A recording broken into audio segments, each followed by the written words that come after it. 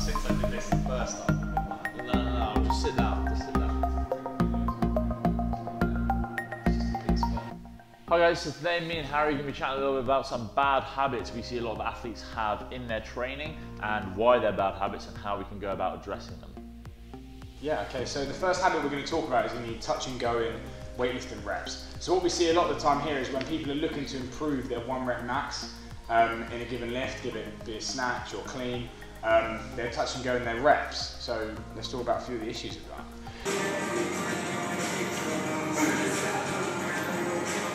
No! God! No! God, please, no! There we go. One more.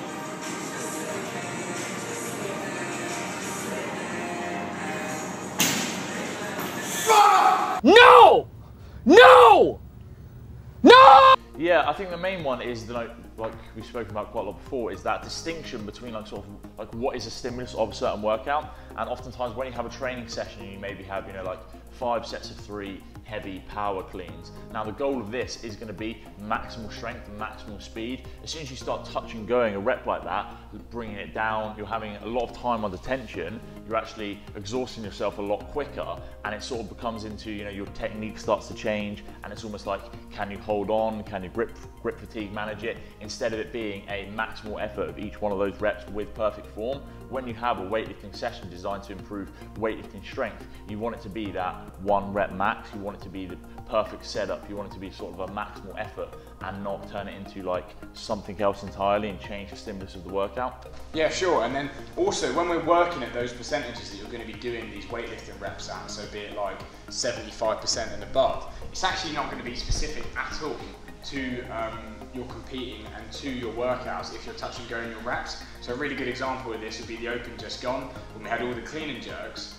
Most people weren't touch and go in their reps at all, and people definitely weren't touch and going them in later rounds. So by you touch and going them in practice and training, it's not really going to have much carryover at all. Yeah, totally. Like when I would say when you do have barbell cycling workouts, or when barbell cycling is needed, that is programmed in as a separate thing. And like, especially for me, I would tell my athletes to like touch and go these, or, you know, hold on for multiple reps, or do not touch and go, reset each rep, because it does start instilling those bad habits of bad start position. You know, the difference of an actual clean when you sell it from the floor or a clean when you come down touch and go. Hips are a lot higher, you're just a lot more relaxed in your upper back, so it doesn't have as much carryover to actual reps. Again, more credit. I think he is, well, are you kidding me? So, touch and go from Matt Fraser. No one in the other heat of men has gone. Would you say there is any exceptions to the rule, like when you might need to touch and go, some heavier lifting? Yeah, so I think probably the only exception that I really see is that is maybe in like a team environment. So like when you're at a lot of team competitions, there might be a heavier barbell, and because there's 4 of you or whatever, 2 of you, like you're running out, you're tagging in, you're doing your reps, like however many it is, and then you're going back and then you're tagging out and resting.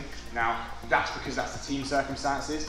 As an individual, workouts are often a lot more continuous, a lot more non-stop, and you're not really going to have the energy reserves to touch and go that heavier bar. Okay, yeah, so the next bad habit we're going to talk about is people not wrapping their thumbs around the bar when doing gymnastics movements. So this is having that what we call like a suicide grip, where your thumb goes over the top of the bar. And we see that oftentimes in people when they're first learning gymnastics, or when they sort of come from like a bodybuilding background in the gym, just because it sometimes feels a little bit more comfortable.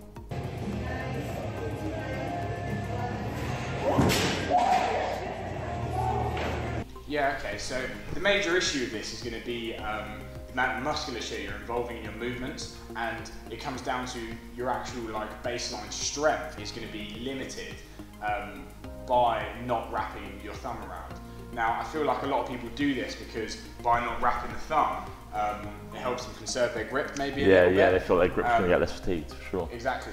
So what are your kind of thoughts on that? Yeah, I mean, that might be a case in some movements, say for instance like a toast bar, where you're not really being super musculature in your upper body. But when it comes down to like a pull-up, for instance, if you've got your thumb over the top of the bar, all it ends up doing is a really bicep dominant movement. You're not actually recruiting any muscles of your forearm or of your wrist, so you're actually going to be weaker in that movement and fatigue quicker. Maybe not in your grip, but you're going to fatigue a lot quicker in other areas. It's also having that thumb around the bars helps you to actually way better engage your sort of upper back and your lats. Simple way you can like sort of test this is imagine trying to climb a rope with your thumbs wrapped around the rope and then with your thumbs not wrapped around the rope. It's pretty much impossible. He just gathered the fort. Oh! He just gathered the, rallied the forces, rallied. I wouldn't really say there's any exception to the rule on that one. Like, I would always tell an athlete to wrap their thumb around the bar. 100%, yeah, 100%, yeah. Okay, so our next point is going to be athletes who don't warm up their energy system properly. So this is going to be when you have your session, you've got multiple different disciplines in it, whether it be strength, moving into conditioning, and not really warming up again for the conditioning. I think it's definitely like people come into a session and they just see, right, I'm just going to do my nice big warm up to start with, then I'm going to do my strength work, then I'm going to do my accessories, then I'm just going to go straight into my conditioning. As people just see it, it's like, right, I've got warm from doing these other things. And the issue with that is, say you've got a fairly short workout, it's only 5 to 8 minutes long. If you've not actually got your heart rate up to where it's going to be in that workout, you're going to spend the whole of that first 5 minutes of an 8 minute workout effectively warming up to where your heart rate needs to be, and you're again not going to get like the intensity you need out of that session. So you want to be doing, you know, a full round of the workout as a warm up, resting a little bit on a bike, making sure your heart rate stays high, letting it settle a little bit, and then going into that workout.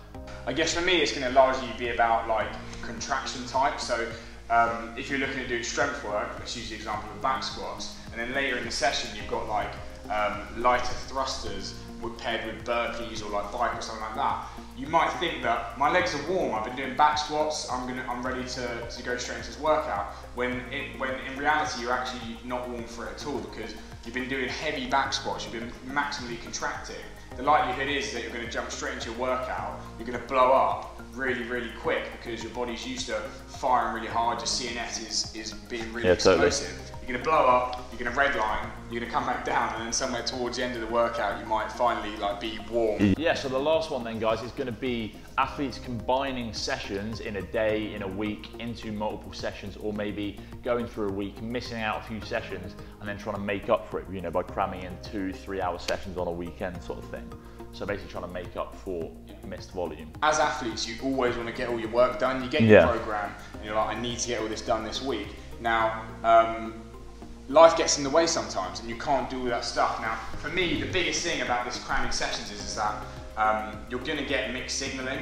Each of those sessions your coach has prescribed you has a different purpose, and doing them within the same session is going to kind of dilute that adaptation you're trying to create. In your body. You need to prioritise. You need to pick what is going to be the most important thing to complete, and you need to go for that, basically. Yeah, so yeah, based on your weaknesses or based on what you feel is most important for you. Or the other one is really clear, like if you have a coach and you have someone there, ask them, tell them the situation. They're not going to tell you to fit in all of that volume in the week. They're going to tell you, okay, prioritise this, get this done if you can. We'll move the rest of the progressions onto the week after, because that's how it should be done. If you start cramming in all that session, it's going to mess up all of your rest, it's going to mess up your sleep, it's going to mess up your eating. So yeah, you really need to think about the structure of the overall week, not just like on one day. That makes sense. I think a large point here is that the strength of the human mind, especially within this sport, is very key, and a lot of you can train lots. Like, you can push through the pain, you can train a lot. So it's actually going to come down to how well are you recovering. Now, by cramming your sessions and trying to force yourself to do too much work, you're then going to be affecting your recovery, which is then going to have long-term impacts on your training adaptation and how quickly you're going to be improving. Yeah, it's like that. It's like a volume over intensity battle, isn't it? Like, what's the point of putting in all these missed sessions and doing 6 training pieces on a Saturday if you're only pushing it 50%, instead of focusing on the ones that you're actually prescribed and need to do, pushing it 100% intensity, making sure you're getting the most out of that session and actually seeing the benefits and adaptations in the long run. Sure. Cool. And that is all from us today. Don't do that. Any of those things. I hope you guys enjoy it.